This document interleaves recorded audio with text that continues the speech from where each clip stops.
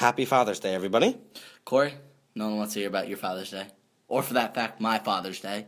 Let's get right to business. The World Cup. All right, you got it, Roy. So, World Cup Day 4. Yesterday, we were in Boston helping our sister move into her apartment, but we were able to catch most of the games from Group C and Group D. Watch ESPN was our savior. We watched most of the games through Watch ESPN. Thank you.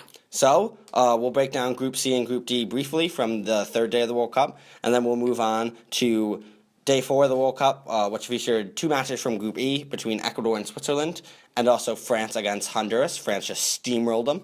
And then we'll mainly touch on those two games, but we'll also briefly talk about Argentina's 2-1 victory over Bosnia and Herzegovina. Can't forget the and Herzegovina. Yeah, so let's start with the first match of the day yesterday, which was Colombia versus Greece. Colombia got the 3-0 victory. A pretty handed victory. Yeah. Played very well, I would say. Probably the best performance I've seen of the tournament. Maybe Mexico was close against Cameroon. Played very well. They won 1-0, but really, they had the two disallowed everyone goals. was kind of counting Colombia out without their main striker, Falcao, being out for the tournament. But they really showed what they were about. I mean, they showed that they're just not Falcao. Their whole team is very good, and the attacking force of Barbo and Cuadrado, the best speedy wingers, the best ultimate team players in the world for FIFA. Any of you who play FIFA know what I'm talking about. Great little duo for the wingers, and they're just super fast, and we're just providing balls in the whole time, and let guys like Armero score. Yeah, and so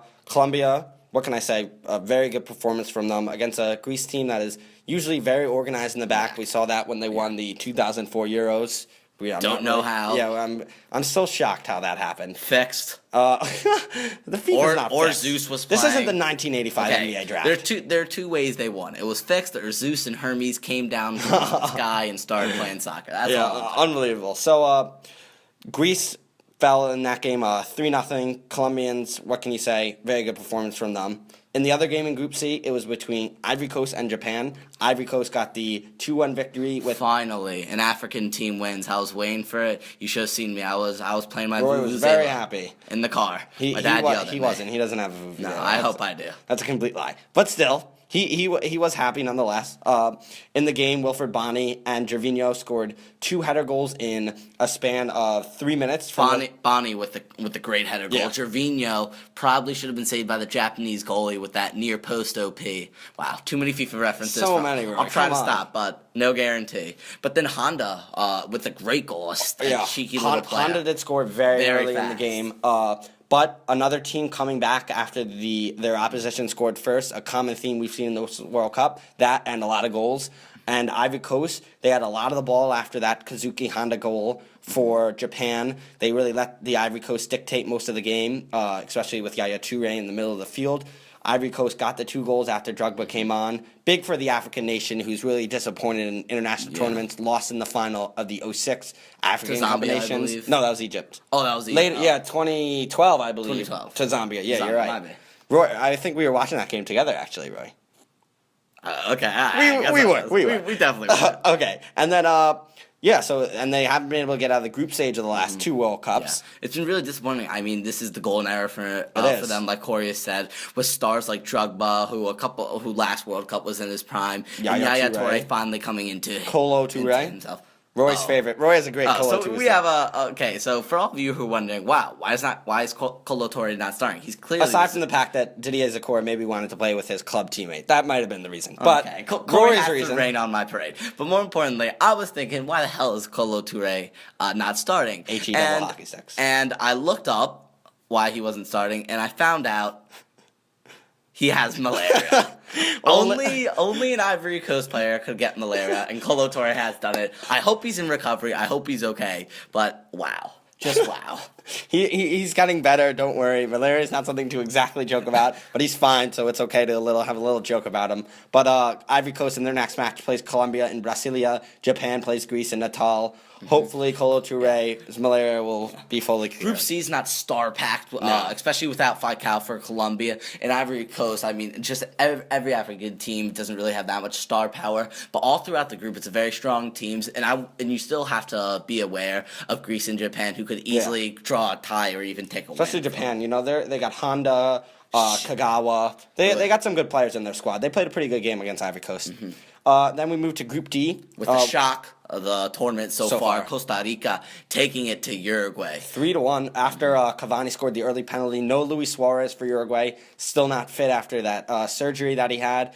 But Costa Rica, they played a very good game. I don't think you can take anything Campbell, from this. the Olympiacos.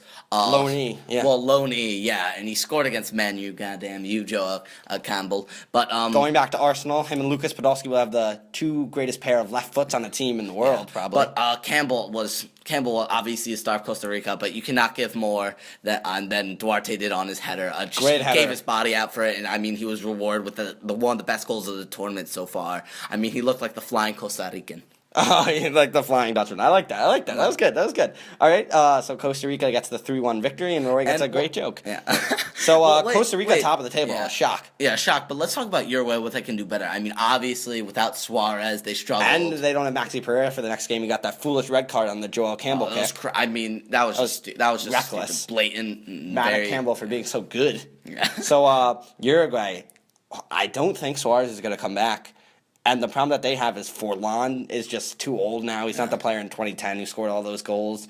Yeah, I mean, you can see it. There was an opportunity at the top of the box, just a little nonchalant. He looks like he's just out of fitness, a little old. It's unfortunate for Uruguay, the circumstances, but, I mean, they're clearly not the team that people thought they were going to be coming into the tournament. Yeah, and they have a big game. They're playing England in Sao Paulo. Both teams lost their openers. England lost 2-1. And England playing well. I mean, they played well. Yeah, let's talk about that game. 2-1 to Italy. And it was a pretty good performance, you have to say, from England. They went for it. They went forward. Very pacey team with Sturridge, Sterling, Welbeck. Italy is clearly the better side when you look at it. But England played well. Played better than I thought they would.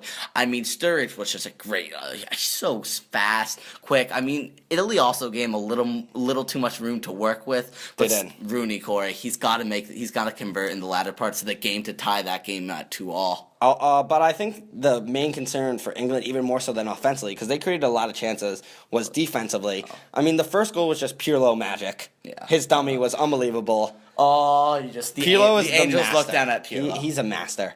So Marquisio got that ball after the Pirlo dummy after the corner kick. Nothing hard could do. Right to the corner. Unlucky. But the second goal, we see a problem that England had the whole game. Cahill's got a mark. But I agree with that on the Balotelli header, but also there was just way too much space for England to exploit in the field.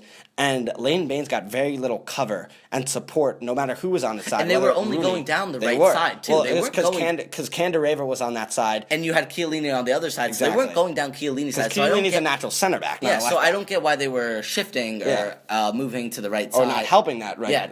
Well, to the right side or the left side, depending on what team you look at it from, to help Baines. Because Baines Baines played great, but it's tough when you're keeping up with Candoreva, one of the fastest little players on the team. Yeah, so Italy was impressive. We'll see what happens with their situation with DeCilio, and if Chiellini's going to continue to play at left back. But he looked fine there, and you have to just compliment De Rossi and Pirlo. Absolutely bossed the game. But it'll be interesting if teams start noticing that, start moving in, start shifting to Candoreva, and see if they maybe want to put Chiellini back in the middle, take maybe Barzagli or Bonucci out, and but Italy overall played well, and Pirlo they did. Just magical. Pure magic. So Italy gets the 2-1 victory there. Now we'll move on to the two games we're going to really focus on. Switzerland, Ecuador, and France, Honduras. Switzerland, Ecuador, first off, great game. 2-1 victory for Switzerland. Huge game, too, because most people are thinking that France is going to win the group, and this was kind Honduras dead last. Fight for the second place almost. And Switzerland, Corey, we were so happy. We were just me and Roy both like Switzerland. We know a lot of their guys. They play European football. Inler, Berami, and the Napoli pair, Shaqiri for Bayern Munich, the super fast winger, and a lot of people when they saw Switzerland, they're like, oh, they're a joke of a team. You don't know, and they're seeded, as well. They're not big name teams, and people are saying why they're seeded, but a lot of their players are younger players who are coming up on the scene, just now getting big transfers, and just a good all-around team that people kind of have very overlooked. young team. Mm-hmm. So, the main game shape that the game took was Ecuador had very quick winners, especially everybody knows Antonio Valencia, the Real Madrid man. I mean, excuse me, the Manchester United man. Oh, Corey, gave him way too Yeah, much credit way there too with much Real credit. Madrid. Come on. But the real problem that in the game that Switzerland had was dealing with the pace of Jefferson Montero. Oh my God, who plays in Mexico. He should be on track. Unbelievable Ditch pace. soccer, man. He kept Liechtensteiner back the entire game. The Juventus defender was not able to get forward because of Montero's pace. He was just causing havoc the entire game for the Swiss defense. Also, I don't know why he was taken out. He was taken out. I'm not quite sure why. But I think it was. I'm pretty sure it was like the 80th minute. But it was still, late in the game, but still, he was causing a lot of problems. Yeah. Valencia for he didn't Ecuador get the ball scored. that much. I mean, Montero. They mostly shaded to Montero's side. They did. You saw Valencia on the last play, but it was kind of the culmination when he did not get the pass to him. He was very mad. It looked like an angry Valencia, and I don't know why he wasn't getting the balls. A little inner conflict there between the Ecuadorians. Possibly, maybe this is France all over again. Yeah. Probably a little too extreme. Yeah. But so Ener Valencia scored off a free kick for the Ecuador. Not Antonio Valencia. Yeah, just to clear that up. different There's one. two Valencias. He's been on a scoring rampage, scoring in friendlies against Honduras, Australia, Mexico, and England since last November, and scored 18 goals in 23 games in Mexico. A lot of these Ecuadorians play in Mexico. But he scored early, and then the game kind of took the shape of Switzerland with a lot of the ball, and Ecuador countering with Montero. But Rami and Indler were controlling the ball, being the great center defensive mid. But Rami had some questionable plays. Didn't have a great game, but we'll get to his great play at the end. Yeah, but Indler was mostly the rock of the team, kind of providing. Shaqiri looked a little rusty, He little. did. And it was ironic because we talked about how Switzerland's players, I mean, with Dormick and Zaka being so good. I hope I'm saying that right. Yeah, Zaka, that's right. It's that's an right. X, it's very confusing. But their subs actually, Memendi and Seferovic actually gave them The two goals. the substitutes. Both substitute. You have to give all the credit in the world to their manager for that because Ademir Hitzfeld. Wow, that was good. He's That was actually good. one You of got the name right. Thank you. He's one of 5 managers to win the Champions League with 2 clubs. He won it with Bruges in '97 and Bayern in 2001, and brought on both substitutes for the goals in the match. And it's interesting to see because Ecuador, as we know, play in Quito, 9,000 above sea level. Yeah. And a lot of times their opponents, they wear them out. And away from home, they had no wins, 5 losses, and 3 ties in qualifying. And so we saw Switzerland, they had that last life after they scored the goal off the corner kick from Ricardo Rodriguez on their 8th corner in the 47th Which was a minute. weird corner, but Mendy was playing the goalie. I mean, he's not naturally You're not the gonna person see who's that, going to be yeah. getting the ball, but just no one really marked him. I mean, he was on Crucero's only 5'7", he was marking him. Yeah. And Valencia darted out. I'm not sure if he saw it, what happened there. Yeah, it was weird defending by the Ecuadorians, Not but good. Memendi was able to capitalize and a big goal. But Switzerland really controlled the ball. I'm pretty sure the possession was high. The Swiss 70. outpassed Ecuador 488 to 286. They kept the ball in the midfield. I'm pretty sure but it I was mean, like 70-30 possession or it something. was, but Ecuador did a nice job of counterattacking and being tight in the back until the end of the game. Yeah, well, they just looked like they didn't care anymore. I mean, The after the sequence in the end was why I think they thought the game was over. Yeah. Well, what happened was Barami made an amazing sliding challenge in the he penalty ended box. up losing the ball in the first place, by the way. Who? Barami. I'm pretty sure he lost the ball, then recovered it with Oh, the slide he did. tackle. He did. You're right. In the box off Yeah. Michael Arroyo. You're correct. Another one of his poor plays, but he made up for it certainly. After he made the slide tackle, he got tackled. And then continued through it, and it was great. And a good referee. Great job of the Finally, ref. finally. Someone learns advantage. Thank you. It was a great ref. I agree with you No, there. we'll clap. We'll give him a Well clap. done. Thank you. They could have used that ref in Brazil, Croatia, or Mexico, Cameroon. Or any game. That's true. All right. So he plays it out to Ricardo Rodriguez, who created 78 chances in the Bundesliga, 5 league goals, 9 assists as a left And back. then gives it in a great near post run from Severovic, and he just puts in the top corner. did. And the Ecuadorians by then, on the last play, it looked like they were just like I don't think- they thought the whistle was going to be blown. Yeah, or I something. think It was in just Latin Azaro's baseball. defense, I don't think he saw the near post run coming. Oh no, they totally got crossed. Did it not was a great, see. It was a great run by Severovic. And he goes in. The Swiss go crazy. Remember, they beat Spain last year 1-0. But after that, they didn't fare as well. Lost to Chile, tied Honduras. I think this will be a more positive result for the Swiss. They needed that victory. And yes, for those who are wondering, and there's probably no one wondering, Corey and I were shouting "Ole" after them. We were. It was. We did shout out the way. That's great, Roy. That is great. And our sister was creeped out and She did was. not know why we were screaming for Switzerland. That was that's true. We besides Federer. We love Federer. But that was the latest goal ever in a group stage match, and it prevented a draw, meaning that there were no draws in the first 9 games of the World Cup for the first time since 1934. Wow, I didn't even. Yeah, Exactly. Roy makes fun of me for my stats, but that was a good one. Thank you. I'll let him pass on that one. And Switzerland won its a World Cup game for the third consecutive tournament. And Ecuador, remember, in 2002, they lost to Mexico 2-1 in the group stage after scoring first. Oh, yeah, yes. Of course. They scored first here, and once again, they lost. So they have a tough match coming up against France. That stat is not going to pass, but we'll let it slide. All right. And let's I had one good stat, one bad one. I can take that. We'll move on to France-Honduras, which was a whooping, to say the least. It was. France needs a break. I mean, they went through so much. I mean, the off and on of the French national team. It is. We all remember 90, 94, did not qualify. 98, won their first World Cup on home soil. 2002, lost the Senegalese. They did. Failed to make it out. Didn't even score a goal. Worst performance by a defending champion since Uruguay didn't even enter the tournament in 34. 2006, runners-up to Italy.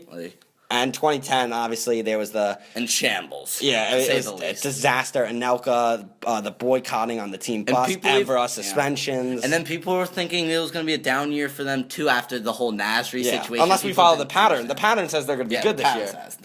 But what we saw this season with Ribéry going out, question marks. I mean, but Corey, they still do have. It is Honduras. We have to take that into consideration. They've never even won a World Cup game. They were at 10 men before the game even started. So and once you have Paul Pogba, I mean, it's over. Paul Pogba is Roy just loves Pogba. Has anyone seen the? No. He loves the vine of Pogba. The vine of Pogba scoring. That's just I think against Udinese. That goal was an incredible goal. Honduras actually had a good game plan early. This game changed with the red card. Yeah. But they had a good game plan early. They were testing Sacco. They were looking to spring forward, had a lot of guys behind the ball. Figueroa of Hull was doing well. They were doing a little too much defending. I mean, their only shot in the first half was a shot from midfield from Figueroa, which is never good. Never a good sign. Literally half field. I'm not even kidding you. And France was getting close. Griezmann, who was starting for Ribéry, looked very strong throughout the game. He had the crossbar in the 22nd minute.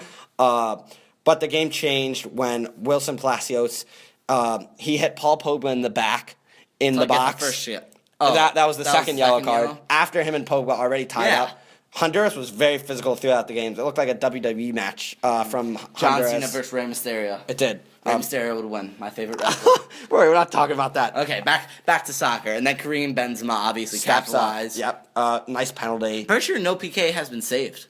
In the World Cup so far? No, I don't think so. Cavani scored. But there's been a lot of close. I mean, I'm pretty sure everyone's guessed the right side. I actually didn't see the Honduras goal to be quite the France goal. Benzema's goal. Did he guess the right side? Because I know Benzema went to the left. He guessed the wrong side. Yeah, but the goalies have been quite close, just not able to save one yet. But I mean, France had all the ball in the first half. Looked very good. Valbuena so quickly, the Marseille man, and after Honduras got the 10 went down to 10 men.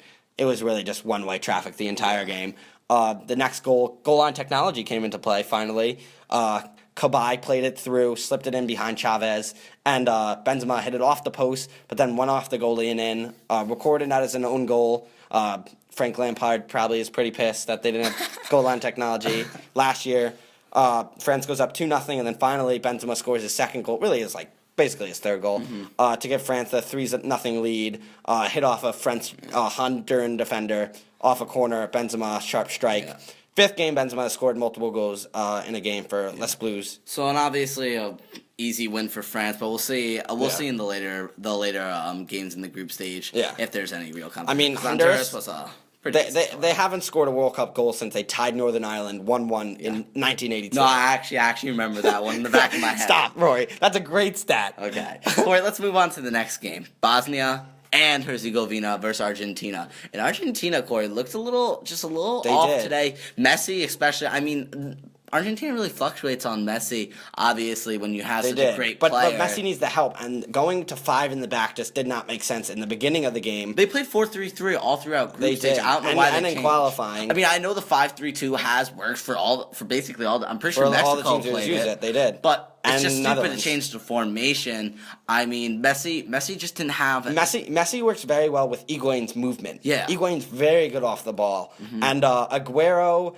and him alone, I don't think it works as well. They both want the ball in their feet. It's kind of... I think they work well when they're both on the field, but they need also some help to get them the ball. Higuain's that middle piece that they really need to connect the three. I think they put the 4-3-3 in again. I think they'll look better. But Bosnia and Herzegovina, I mean, they were outplaying them for the most part, keeping possession. It was a good game. They just weren't able to kind of get through the attacking third and put anything on the net, really. But I mean, they did have their first ever World Cup goal in their World Cup debutants. And Corey, just quick, give check shout out the out picture to the of Northern Bosnia. Yeah. Crazy amounts of fans. I give them applause. I mean, it's obviously tough to make the game, but they were going nuts for their team. But obviously the magic of Messi in the 65th minute, little 1-2 with Higuain, scores that goal. Way too much space given to Messi. Yeah. I mean, if you give Messi even a foot, he'll capitalize, and he did, hitting off the post and knocking it in. And his first World Cup goal since his debut all the way back in 2006, second for Argentina. He looked much better after he scored that goal. Like, some of the pressure was off him. Did you see that pressure kind of wearing on him in the first half? I just thought he was a little sloppy. He looked a little confused. I mean, obviously you don't play with these teams that much. He lost a lot of balls in the penalty box, more so than normal. And he just didn't look like he was on his step. But you have to remember, Corey, he's not used to most of the. I mean, he's used to most of the guys, but it's not like you play for your national team every day. And like he doesn't have the midfielders of like Xavi and Iniesta to feed him as much. He was more of a withdrawn role. He had to set up the playmaker. He had to do a lot. Mascherano's good, but he's no Xavi. No. And Mascherano's more of a defensive midfielder. And then you have the other midfielders are Di Maria, and Di Maria is more of an attacking. He's a not a great passer. He's more of a crosser. So it's an interesting dynamic for Argentina. I want to see how they kind of grow and develop throughout the tournament, but they just didn't look on their game today. They did, however, their defender had the play of the tournament. In terms of, he Rabona'd in his own. Only Argentina That's would awesome. do that. Rojo, That's more of a Brazilian. He came in as a sub. He should actually play as well. That's more of a Brazilian thing to do, Corey. Rabona in the box. It is. It was very risky. The Sporting CP man, but I mean, in Portugal. Very lovely there. But you have to give all the credit to Bosnia. Although they lost, their big game is going to come against Nigeria in the next round. Assuming that every team kind of beats Iran. Nothing against Iran. I mean, I have nothing, but I'm just. I just don't think they'll be very difficult. They're going to get wrecked. But Bosnia and Herzegovina versus Nigeria will be a great match. And Bosnia is a team who likes to go forward with Dzeko. Besic is very good in the midfield. I'm surprised Dzeko was not able to score. I mean, I feel he didn't get the supply. Yeah. I mean, I just feel like he always scores no matter what. He does. He needs to come in as a sub. Yeah, although he hates that, he always scores when he's a sub. He's a workhorse, a great player. Yes. Just needs to get the ball a little more. So that's Group F we're talking about right there. We'll briefly give a preview of the next day, 22 minutes in. First match we have is the big one, Portugal against Germany. I thought I was going to say U.S.-Ghana. This is a very big game as well. U.S.-Ghana is the big one, but Germany-Portugal in Salvador. Ronaldo looks good. Massive game, I mean. The Germans are literally plagued with injury. A lot of injuries. I'm very interested to see what kind of lineup they go. Maybe a false nine. It's going to be interesting to see. But let's talk about our home country, Corey. Just quick. U.S.-Ghana. Ghana is literally their nemesis. It is kryptonite to Superman? Yes, that is the thing. Everybody knows that, Roy, but yes. Okay. Continue. Okay. Yeah. But Ghana obviously beating them in the past World Cup. Yes, 2010 World Cup in the round of 16 and the 2006 World Cup group stage. This is America's Ghana has gave them fits in the past. It'll be interesting. It's going to be a great game. I mean, the USA has looked good in qualifying. They played very well against a Nigerian team that's similar to Ghana. I think Ghana's a little better than that Nigerian team. I'm not giving US anything. Emenike and Abue was not playing in the game, so don't. And it's just a friendly. I mean, you can never really count friendlies how hard teams are playing. Ghana's very good. Asamoah Gyan and Kevin Prince Boateng, the Awu brothers. They got a lot of talent. But the thing about the U.S. is they're a very fit team. And Fabian they always are. Yeah, they always are fit, athletic, but it doesn't come down to athleticism, Corey. It comes down to how you play on the pitch. I think Ghana's the more. I think it's going to be. Are you picking Ghana? I'm not a U.S. fan. I'm going to say it. I feel terrible about saying this, but I just don't root for the United States. I hate their style of football. Their football's improving under Klinsmann, though. You have to go on that much. No, it is improving under Klinsmann. I just think they're a little weak up the side. I think they're decently strong down the middle. They're just a little weak up the side. Beasley could be questionable. Beasley is very old. He's got to start. Timmy Chandler's not going to start. And so I think Ghana can take advantage of that. Defensively, America does have some trouble, so I'll give you that. So that's the game. And Josie Altidore, no one knows what Josie is going to do. I mean, he looked a little more confident. He's the X factor, because if he's good, then he can combine with Dempsey and Bradley, and then they're pretty good. I'll give him that. But Josie is going to be the X factor for the game for me. So those are the two matches in Group G. Ghana and U.S. are playing later in the day at 6. Germany and I Portugal. can't believe are we at just 12. talked about Ghana and U.S. more than Portugal, Germany. I know. You want to know how big soccer is in Germany? Martin Keimer he won the U.S. Open at Pinehurst by a ton. But he's not sure if he's going to get any news in Germany because at 12 o'clock, it's all about the soccer match. That is too true. And then the other game is Iran against Nigeria. Nigeria. Yeah, Nigeria, African champions. Look for Amanike, the big Should four have to no step troubles. up. I'm calling Victor Moses. Why don't we go through a score prediction? So Nigeria, Iran. I say Nigeria 2-0, goals from Amanike and Moses. I'll give your player a shout out. I'm taking Nigeria 3-0. Sorry, Iran. Thrashing. Germany, Portugal. Big game. No, let's go to the big game last. Let's go to Ghana, U.S. first. I thought Ghana U.S. was the big game. Nah. All Germany, right. Portugal's the big game. We just talked about Ghana, U.S. because we live in the U.S. All right. Yeah, that's probably a joke. Ghana U.S. Rory? If you pick U.S., I'm going to be mad. You go first. I went first All last time. right. I'm going to take the USA on a late goal by... Corey, Landon Donovan's not playing, Corey. I'm not saying that. I'm going with a late goal from... See, you know a team's I'm trying bad to when you're convince having myself. trouble naming the players. Let's face it, No, Corey. I know. No, I'm trying to convince myself that the U.S. can pull this off. They can. I think okay, we can. I'll go first because 2-1 winner. Beasler scores on a header. That's what I'm saying. 2-1 Ghana. Josie Altidore somehow has an own goal. No, I'm just joking. It's going to be 2-1 though, Ghana. 2-1 Ghana. All right. And then the star matchup, Portugal-Germany. 1-0. Cristiano Ronaldo lines up for the free kick outside the 18, puts it in the box. And I'm saying this only because our grandma met so what's the score? 1-0 Portugal. Oh, okay. If Cristiano Ronaldo scores, Corey, I'm assuming he's playing for Portugal. Okay. And wait, quick story. Our grandma met Cristiano Ronaldo. She did. They were swimming together in a pool. She didn't know who he was, though. And the best thing is that she goes up to him and tells him, wow, you have a gorgeous body. I mean, we're not going to dispute that, but we He has want to a talk more gorgeous about body, soccer. Corey. He does. But, I mean, also a very good soccer player. However, not enough to beat the Germans. I think despite the injuries, I'm not sure if Schweinsteiger is going to play. We just look at this German midfield that they have. Oh, my God. I can watch this German midfield You know it's all good day. when you can't take Gundogan on your team, That's Corey. No, Gundogan's hurt. So Roy's wrong. That's my fault. When Draxler is not starting. Draxler. But I mean, if we Julian. see Götze, I think it's going to play Cruz, Mueller, Ozil, Schürrle, They should play Khedira. a 0-10-0. They should. They really should. I think that they're going to go with the false nine. I like Mario Götze to score the only goal of the game. 1-0 for Das Germans. Das Germans. All right. Well, that's been our day 3. Day 4. Day 4 podcast. Might be I'm messing up on the days. 3rd podcast. And we'll see you for day 5 tomorrow, and it'll surely be an exciting podcast. Go, USA. USA. Ghana's going to win, boys. USA. I'm leaving. Klinsmann will do it for us, boys. All right. Thanks, everybody. Go, USA. Peace.